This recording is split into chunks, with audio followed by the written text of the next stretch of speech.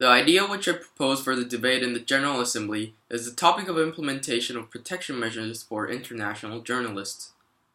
Since 1992, 1,154 journalists have been killed globally, yet almost half of the causes of death of these journalists are still unknown.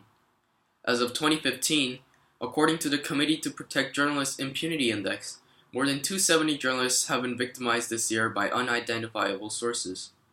The protection of journalists is an important issue which must be resolved, for lots of journalists in situations of armed conflict are barely guaranteed any safety, and the accountability of their lives remain minimal. 96% of the journalists that are victimized by arbitrary violence are local reporters that cover politics and corruption in their home countries.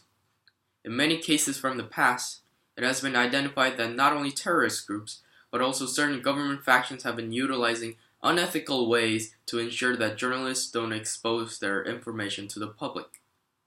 The unidentified cases of these journalists violate multiple articles within the Universal Declaration of Human Rights, and most essentially ones like Article 3, the right to live, Article 5, the right to be free from torture, and Article 19, the freedom of opinion and expression without interference.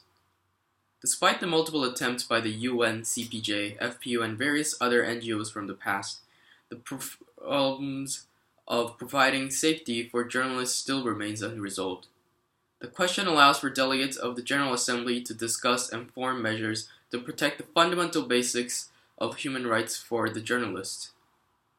Freedom of press is an essential need for all personnel around the world, and it is a right which most delegations should be fighting for. At Shamun, the topic of implementing protection measures for international journalists will provoke delegates to think at depth and provide for insightful measures to combat arbitrary deaths of individuals around the world. Thank you.